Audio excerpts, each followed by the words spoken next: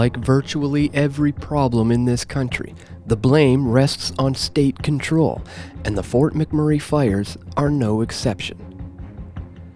The fire began on May 3rd, where it swept through the region, destroying over 2,000 homes, forcing the largest wildfire evacuation in Alberta's history. But what factors made this fire so destructive? Was it because Alberta Premier Rachel Notley slashed $5.3 million from the Alberta firefighting budget only weeks before? Or because her government refused to utilize Canada's largest water bomber? While those were certainly factors, there are deeper concerns to be worried about.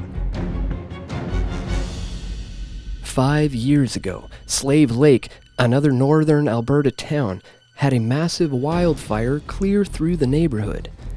The damage was totaled at $800 million. The province funded an inquiry, and 18 months later, a report was published.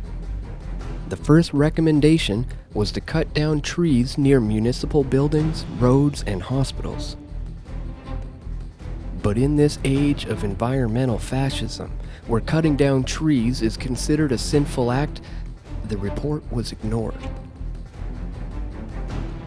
In fact, just ignoring the report would have been better than what actually happened. Places like Fort McMurray, under pressure from environmental groups, actually planted more trees next to the highways and buildings, all in the name of ecotourism.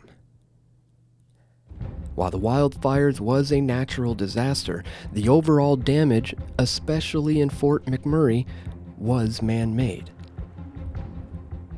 Environmentalists literally fueled the fire with short-term thinking. Aesthetics took priority over safety, and the result was devastating. Not that these fascists care at all. Imagine if a Quebec town of over 80,000 people was evacuated over a natural disaster. Justin Trudeau would spend billions and he'd visit for a photo op. But when it comes to the home of Canada's oil sands, all he said was that he would match the Rockefeller-owned Red Cross donations.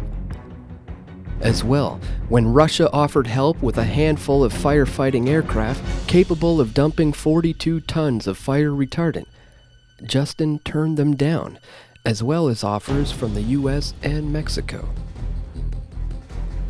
Tom Moffat, a former NDP candidate from southern Alberta, called the fire karmic, implying that the home of the oil sands deserves the destruction.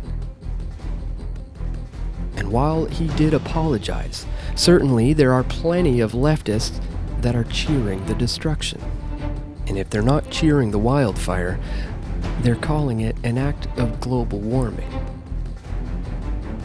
But while officials have not yet determined the cause of the fire, many believe it was lightning combined with dry conditions of the May season. Nothing out of the ordinary, just nature, like a landslide or an earthquake, an unfortunate but natural disaster. We are in an El Niño cycle, where water temperatures in the Pacific Ocean rise, causing numerous changes like warmer weather here in Canada. British Columbia has had milder winters, while Alberta has been drier. The Fort McMurray fire was the result of an El Niño cycle, aging forests, bureaucratic mismanagement, and a tree planting campaign that was discouraged but ignored after the Slave Lake fire in 2011. In a world where democracy rules, where private property is undermined in the name of environmental justice, where firefighting budgets can be cut at the discretion of a socialist premier, and where international help can be discarded by a group of politicians in Ottawa, the result is a disaster that is far worse than it should have been.